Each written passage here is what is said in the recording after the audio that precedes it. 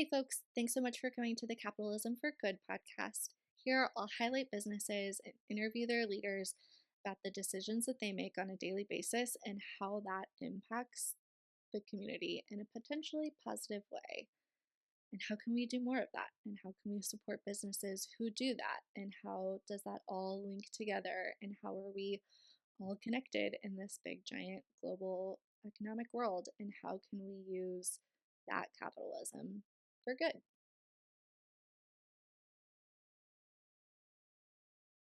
Real quick before we jump into the interview, I'm here to call out my bias in this episode. I'm going to read a quick note.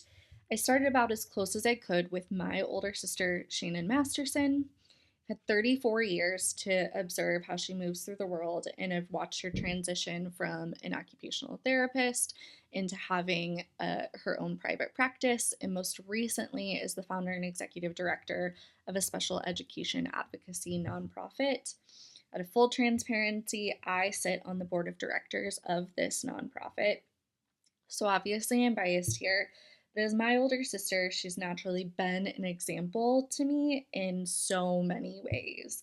And I'm really proud to share what I've learned from her with you all. Okay, ready? Mm-hmm. Hey Shannon, how are you? Great. How are you? Great. Your hair looks wonderful today. Thanks. Just got it done last week. Who does your hair? Jen Pretty at Hello Gorgeous. Shout out Maddie at Helm Salon in Kansas City. She does mine. Love her. Love that I can leave it crazy and curly on a rainy day. Nice. Really helpful. I like that Jen is moving you closer and closer to my hair color. For now, we'll see. This is burnt copper. Doesn't sound pretty, but it is. It is really. So will you kind of talk us through who you are, what you do, and kind of like your career journey and how that is intertwined with helping the community and kind of your whole philosophy on things like that. So maybe start with what businesses do you own or have started in your lifetime? I currently have an OT private practice business. No fancy name. S. Masterson LLC. That's what it's called. Can you just, like, I know I'm asking you to condense your entire field down to like one or two sentences, but like, what is OT? How to make you how to help you be most effective in participating in life. Okay. And OT stands for occupational therapy. Correct. Okay. So you own an occupational therapy private practice. Mm-hmm. How'd you get there? When I graduated from OT school, I worked in a hospital. Got lots of really great experience in multiple settings in the hospital. Also did some early intervention outside of the hospital, which brought me to Kentucky, and started working outpatient clinics, early intervention. Left that job, did some contract work, didn't go back to a hospital, but went to a nursing home, did some nursing home PRN work, and what does PRN mean? I don't know. As needed. As needed. Yeah. Why is it called PRN? We don't know. Afternoons and weekends. That's Okay. That's what it means, is afternoons and weekends, or covering a day off. Yeah. So I worked in a nursing home to do that, and did contract work working with adults and kids. Did some school contract work. Started my own business so that I could do my job in a way that I felt really good about, from top to bottom, start to finish. What were the types of things that you saw, witnessed, were a part of in those other parts before you started your business that made you unsatisfied with being there? My focus as a therapist is to meet people where they're at and to provide them access to what they need to be the most effective participant in life that they can be. My focus is not to maximize insurance benefits. It is not to maximize visits. It is not to be a business. So that's why that business is what it is. Yeah. And it isn't something that I'm trying to grow. I'm not going to sell it. I'm not trying to make a impact beyond what I do in the way that I do it, in a way that makes me feel good and in a way that makes my clients feel good. So I think the biggest issue is that I don't have an office. I don't want to pay overhead. I don't want to worry about all of that. I want to be able to provide a service that I feel good about and make a okay enough living doing it. Can you talk a little bit about that transition from working for other entities and then transitioning to working for yourself? Like, what was it like finding clients and getting started and that whole process? Finding clients, actually, if you have a good relationship with other people that you're working with in the community, that's the best way to grow a client base. When I have a really small, short list of people that I enjoy working with and that I appreciate a working relationship with now. So I'm not generally picking up any new clients. And if I am, it's because somebody that I work with and that I trust and that I know is working with them, and they already know that we will be a good fit all together. So growing a business that way, just by word of mouth, and making sure that you're offering a service that people feel is valuable. And if you offer a service that is valuable and you respect the people that you're working with and how they want to live their lives and support them in a way that they feel good about, then you'll get clients. Amen. Forever and ever, amen. It's worked for me. What if you were to talk to like a newly graduated OT student who might be interested in going on their own, like what are kind of the pitfalls that you would tell them to like watch out for, or like lessons that you learned the hard way as you were navigating your career, like those kinds of things? For me, it is lonely to be in private practice because you don't have coworkers. I will say that is the thing that I enjoyed about nearly every single job that I have had in a facility of some sort, is that I worked with people that I personally really enjoyed. Mm-hmm. And people are really important to me. So I am still really good friends with people from my first job. And we just went to go see them actually this weekend. So there's and that was a first job. That was a job I had for 2 years. It's not like I was there forever. So I think that when you start out and you're on your own, it can feel isolating because you're by yourself and you don't have that person. As a new therapist, I really appreciated being able just to stop and talk to somebody and be like, come look at this. What do you think about this? I think I want to try this, or I know I want to try this, come be my backup person. And when you're in private practice, you don't have access to those people as much. So it can be isolating at times when you don't have those people to bounce ideas off of. So you have to maintain relationships differently and more intentionally, because you're not just going to end up at the lunch table with somebody to ask them about what their thoughts are. Yeah. How do you as kind of a professional, or maybe even just like as a person moving throughout the world, like what are the types of things that you are looking for in those people that you are kind of looking to collaborate with, or those building those relationships with people that you've known since you like first got out of college and those kinds of things? Like what are those qualities that you're looking for? I think, probably just to speak to your purpose, it's people who are doing things for the greater good. Yeah. And it is, the things that can be really frustrating about a job are because these other things are holding you back from being able to do the thing that you want to do. Mm-hmm. So instead of trying to change a whole system that I was working within, I just started a business that I could do what I wanted to do and I could feel good about. And I think people tell you who they are, they show you who they are, so believe them. And it's important to kind of remember that. It's also important for me to remind myself that just because I do things this way doesn't work for everybody and doesn't work for every family, doesn't work for every therapist. So I'm going to choose to surround myself with people that I can feel good about without saying, you're doing it wrong, it should be this way, we should be doing this. There are There are tables for everybody. There are lanes for everybody. Find your lane, get in it, and feel good about it. Yeah. Yeah. I find that people's like inherent motivation is important in telling about kind of like how they'll be treating people and how they'll be interacting and even like representing your business. If you've got a coworker or an employee that you can tell like those things bleed through if they're in it for the wrong reason or they're not like committed or maybe they're doing some shady stuff. There's a lot of that happens kind of everywhere also. Yeah, and I think that it, when you say two things can be true at once, no shock to anybody, time is just like a suggestion for how fast you should get things done and the time that you should be places.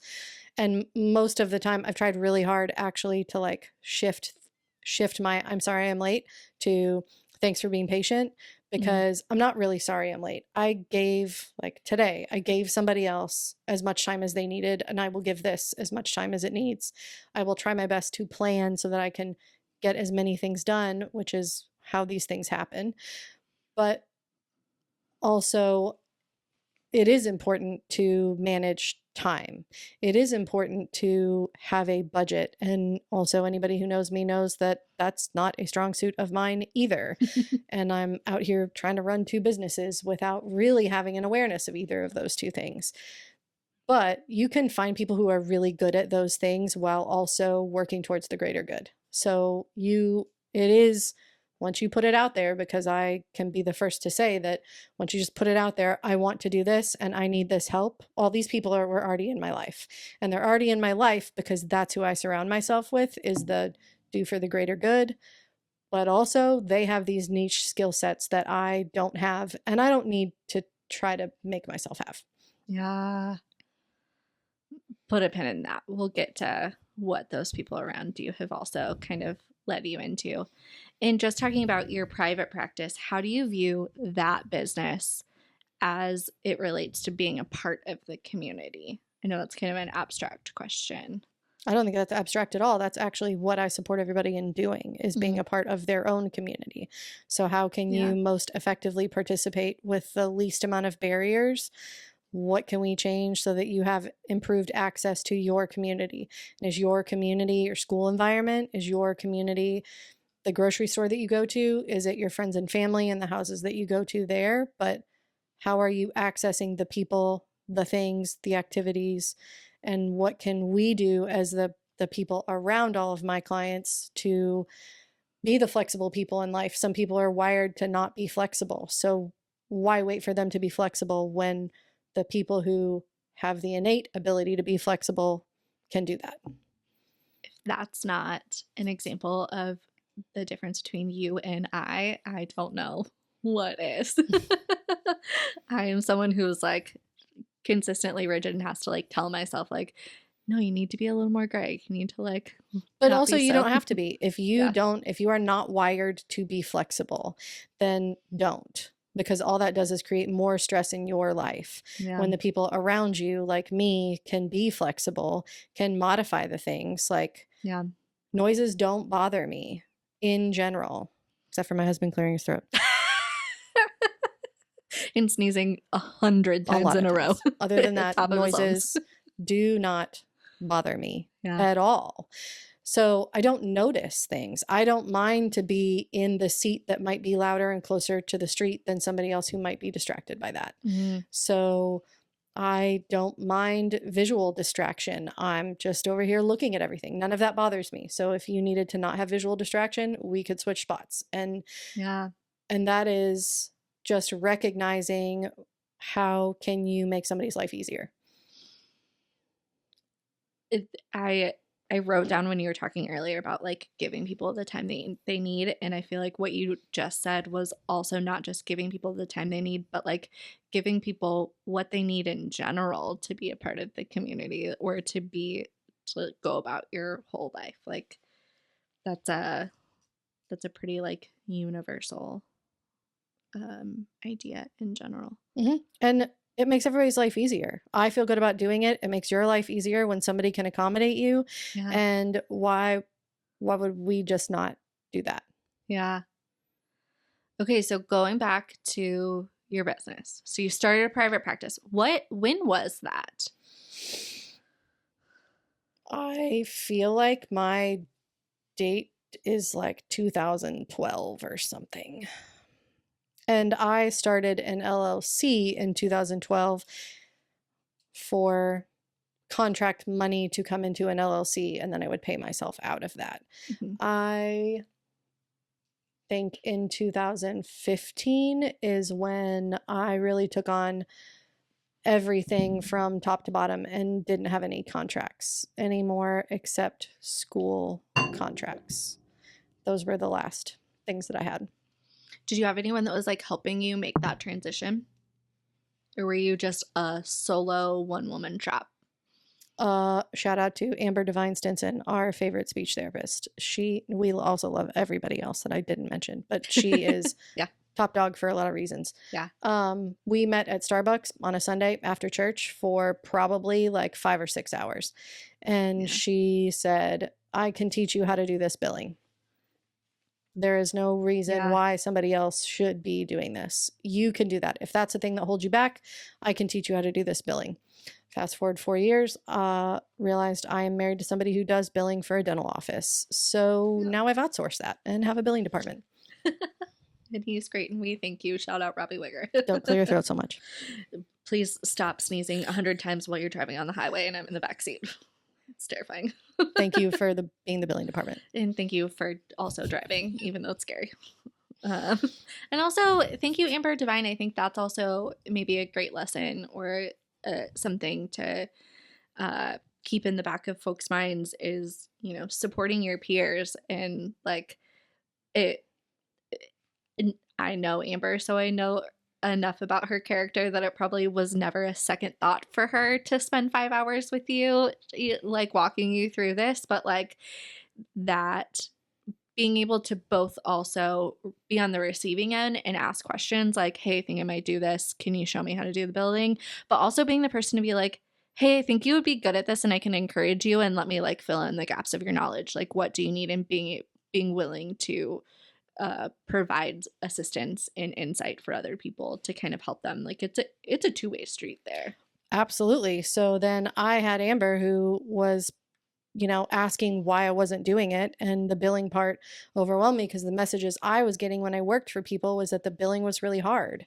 And in fact, it probably is really hard if you're doing it on a super large scale. But if you're doing it for party of one, it's pretty consistent. It's not as overwhelming because you're not billing for that many people. So you don't have all that to keep track of. Yeah. So, you know, again, you just surround yourself with people naturally who are going to be supportive. So there was a person already there doing this that was able to help. But fast forward to, I don't know, probably 2 years ago, a PT that I work with, Michelle Wilder, shout out Michelle Wilder. We were working together in somebody's living room and I did the same thing that Amber did, where I was like, you know, you can do this yourself. And same thing. It took months for her to eventually be like, hey, I think I want to do this myself. And then being able to kind of show her how all that worked.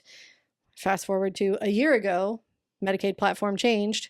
She was doing the work ahead of me when I didn't need to be doing it then. And she showed me how to bill on the new platform. So it is just, again, I cannot stress enough how if you just need something, just open your mouth and say what you need. And you probably already have these people here. You just have to say what you need. Yeah. How did you, was that something that was always inherent to you to like speak up and ask for help and just say what you need? Or is that a lesson that you learned kind of along the way as you grew up? Probably a lesson along the way. Feel like I'm rather independent and didn't maybe receive help in a way that was probably great as a kid, but that's probably every kid. I don't know how that's much different as you're trying to figure out how to navigate life on your own. But no, I also don't see asking help as a weakness. And I think that some people who are fiercely independent can view asking for help as a weakness when I feel like that's just building on everybody else's strengths. Yeah. shout out not someone that I know personally, but Carissa from the Calm Down podcast. I think about her often. I love that podcast. And I like when she and Erin talk about kind of the business side of things. But the two of them, I was just listening to an episode that they were talking about where they were talking about being early on in their careers and like the people that they went to for help. And I can't remember if it was Chris or if it was Erin, but went to like a coach in one of their first jobs that they got assigned to, went to a coach and was like, hey, can you walk me through this sport? I'm going to get it wrong if it was like soccer, it was probably baseball or whatever it was, but like, hey, just will you walk me through this? And like being able to set aside your ego of like, hey, I'm gonna say that I am uninformed about this right now, but that's how you learn, is to be like, hey, I don't know as much as you and you're the expert, can you like, can I learn from you? And Yeah, I think that probably in the beginning, I don't remember really like making a shift necessarily into doing that. But the more times you just say, you know, I really need this thing in my life. I really need this person. I guess we also talk pinning in some manifestation, pin that for later. Yeah. How much of it is manifestation, or how much of it is I already put the good people in my life? I just have to tap into all of their strengths. And the more times you open up and just say, this is what I'm looking for, and you realize it's already there, it's much easier just to do that.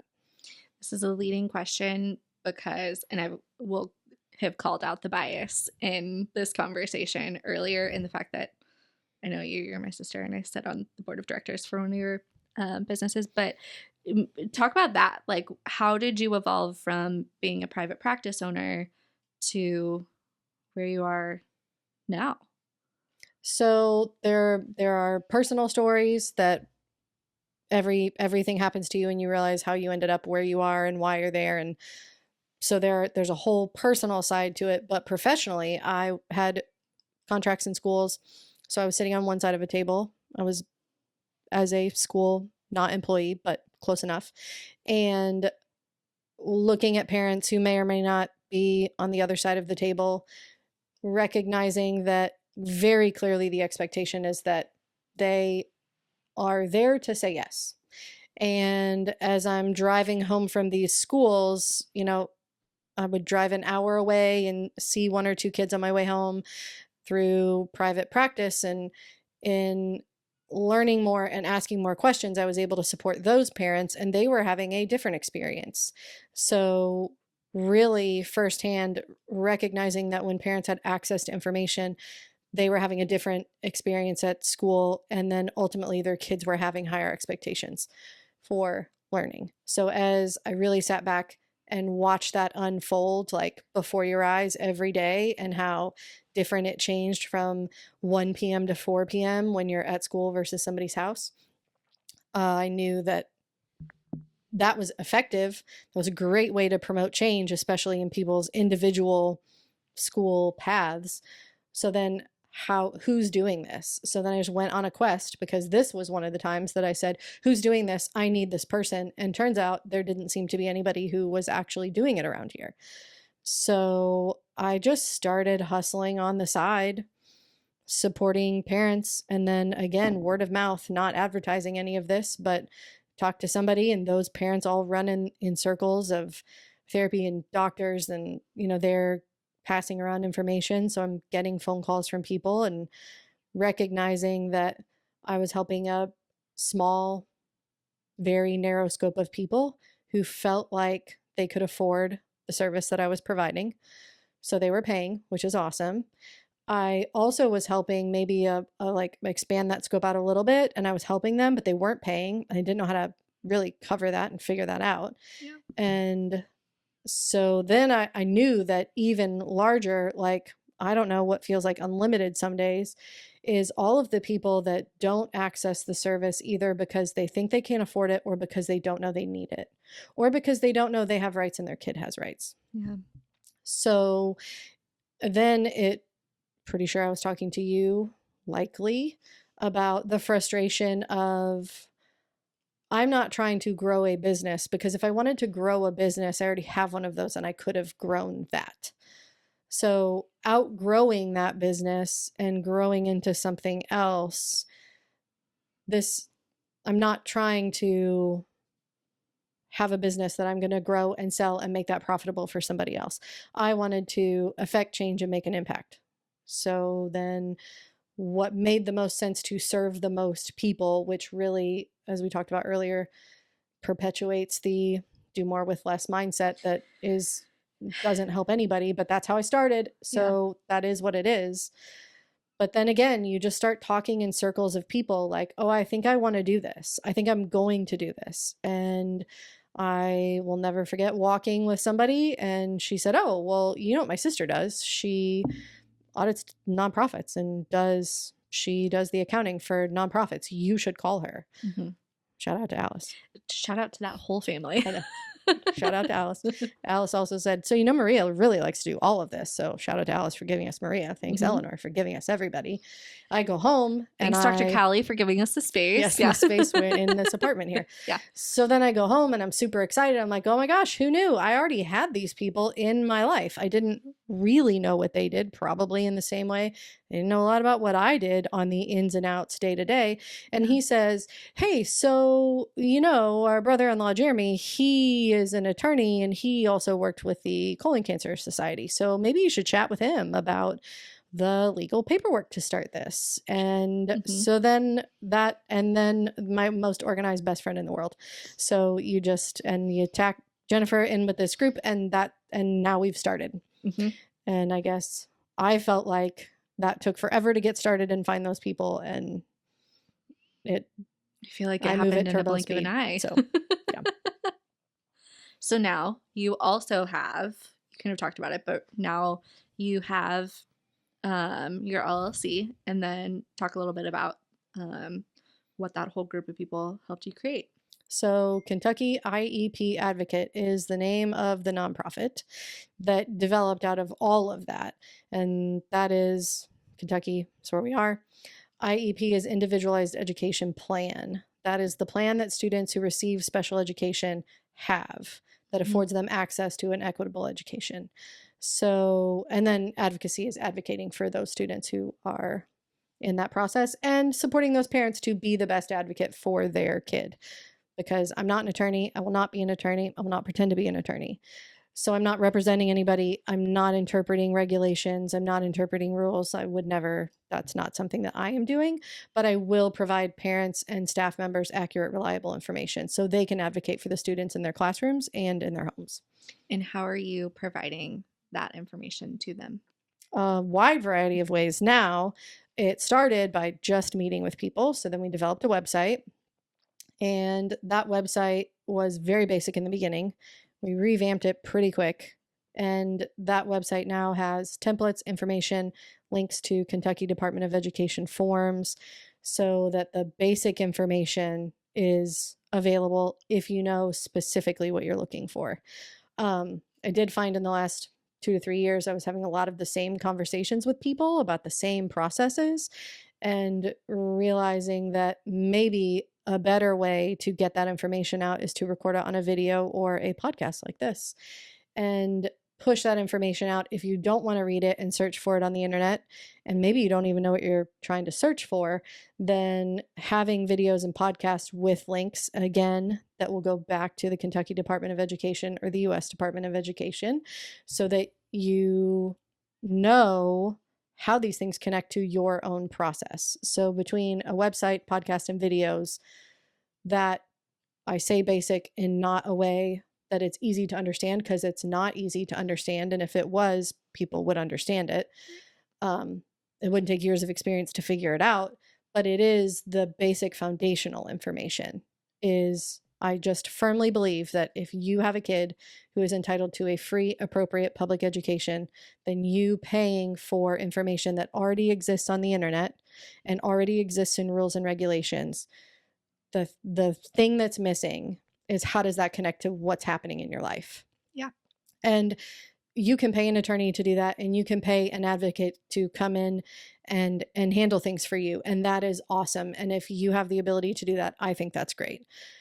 I also understand that not everybody, A, has the ability, or B, wants to spend their money that way. So I think that it is imperative that people have access to free information when their kids are entitled to a free, appropriate public education.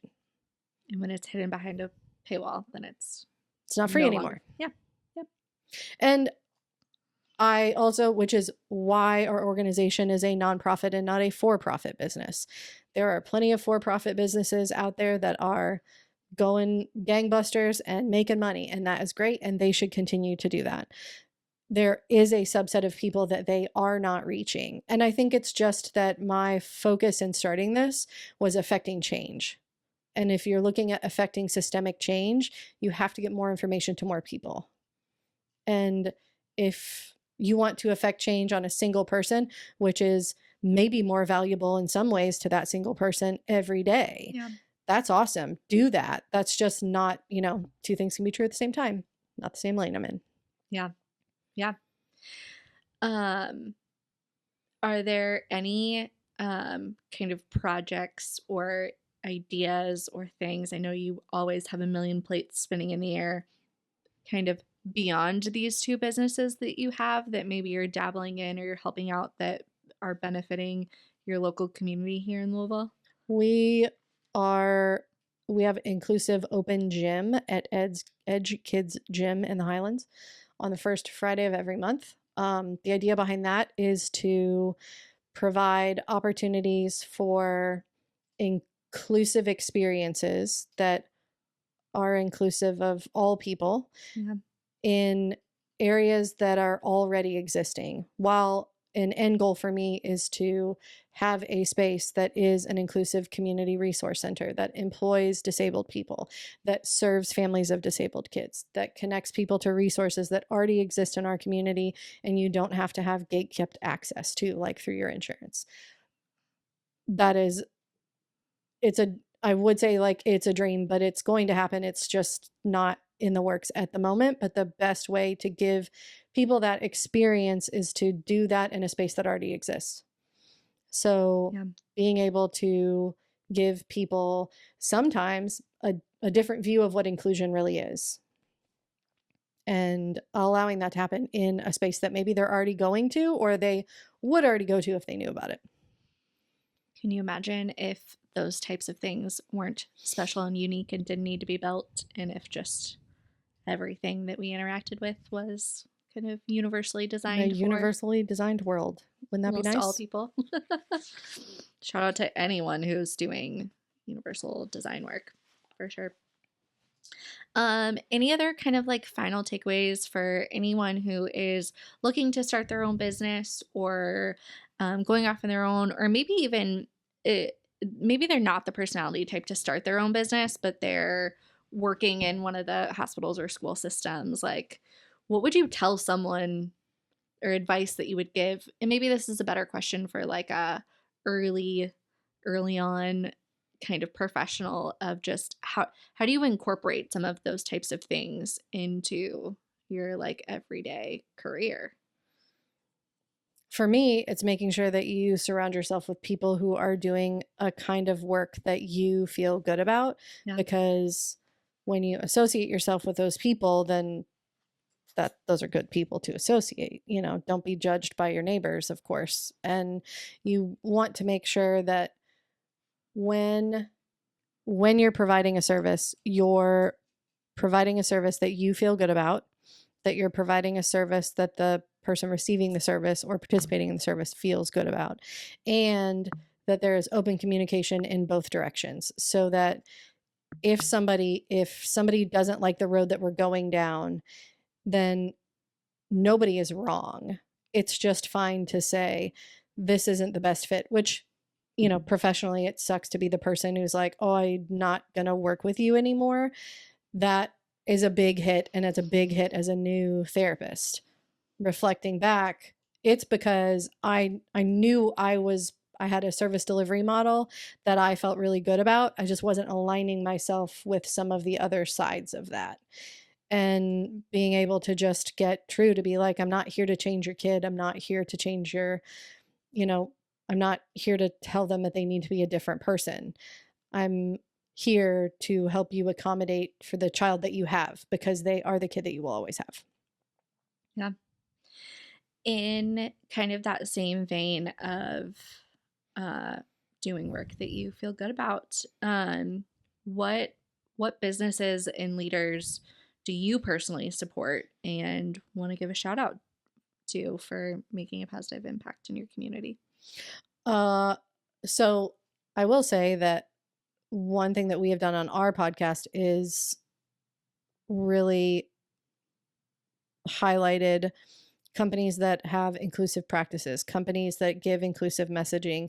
So I will say PlaySpark and Able Fables are two online businesses that I support on the regular because they just have really good products. And why not wear a message on your t-shirt that everybody can read while you're at work, if that's possible. So I really appreciate the messaging that they're doing, because again, could you put that message on a t-shirt? Could I probably find somebody who could do that around here? Yes. Am I just going to click pay and you deliver it to my house? Yes, I am. So I'm happy to support those businesses. Another local business, play on words, is Locals. Going to get this wrong. Food Hub and Pizza Pub. That's what it's called. Locals Food Hub and Pizza Pub. They are brand new to Louisville, not brand new to Frankfort. They are well established there. But I have met them just in some, as they were starting, as they were opening, and their mission-driven focus as a for-profit business, I think, is just really unique. And I don't think it's unique in that they are the only people doing it. I think it's unique that that is their lead off, is that there's a need in the community. There's a food desert. There's a lack of grocery stores. So you put in a pizza restaurant that sources local food and uses that. But on the backside of that restaurant, you also open a small bodega on the backside selling all of this local food and taking SNAP benefit. A la Cracker Barrel, but with SNAP benefits. Yeah. Maybe less kitschy shirts, t-shirts, and games and more food. But yes. Sounds great. Love it. All right. Well, on that note, thank you so much. I think we learned a lot here. Appreciate you. Appreciate all of the work that you do, and just wish you all the best. Samesies.